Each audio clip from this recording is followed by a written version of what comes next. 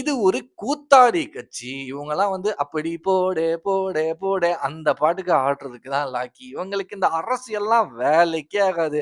அமைதியா போங்க விஜய் போங்க. போயிட்டு என்னது இந்த நடிக்கிற வேலைய பாருங்க அப்படின்ற மாரியான விமர்சனங்கள் வச்சாங்க. இன்னொரு முக்கியமான விஷயம் போக, போக, போக ரொம்ப பேசுனாங்க.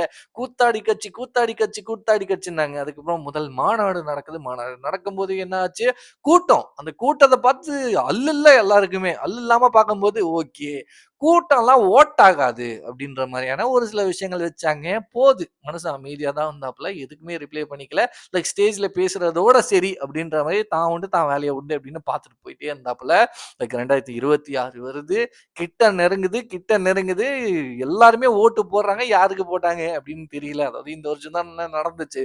அப்படின்னு போயிட்டு இருக்கும்போது, நெறைய இந்த அரசியல் ரீதியா விமர்சனம் வைப்பாங்கல்ல. அவங்கலாம் என்ன சொல்றாங்க உங்களுக்கே நல்லா தெரிஞ்சிருக்கும். டிவிக்கே வெறும் 10ஏ 10 சீட்டு ஜெயிக்கட்டும். நான் வந்து இந்த அரசியல் பேசுறதே விட்டுர்றேன் அப்படின்ற மாரி சொன்னாங்க.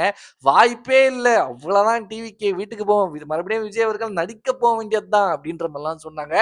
டிஎம்கேலாம் செம கான்ஃபிடன்ஸ்ல இருந்தாங்க. நம்ம தான் ஜெயிக்கிறோம். நம்ம மட்டும் தான் இந்த போட்டியில இந்த 2டே பேருக்கு தான் போட்டி. டிவிகே, டிஎம்கே எல்லாம் கிடையாது. ஒன்லி டிஎம்கே தான் அப்படின்ற மாரி எல்லாருமே செம்ம கான்ஃபிடன்ட்ல இருந்தாங்க. லைக் நெறைய இந்த யார் ஜெயிப்பாங்கன்னு பிரெடிக்ட்லாம் பண்ணுவாங்கல்ல. டிவிகே பேர் பெருசா வரவே இல்ல. அப்படின்னு போயிட்டு இருக்கும்போது மாறுது. இப்படின்றதுக்குள்ள லைக் ஃபேஸ் பண்ண முதல் எலக்ஷன்லயே டிவிகே ஜெயிக்குது அப்படின்றப்போ ஒரு சரியான ஷாக்கு. லைக் ஸ்பீச்லெஸ் அப்படின்னு சொல்லுவாங்கல்ல. அந்த மாரி எல்லாருமே ஸ்பீச்லெஸ்ஸா மாறிட்டாங்க அப்படின்னு சொல்லி ஆகணும்.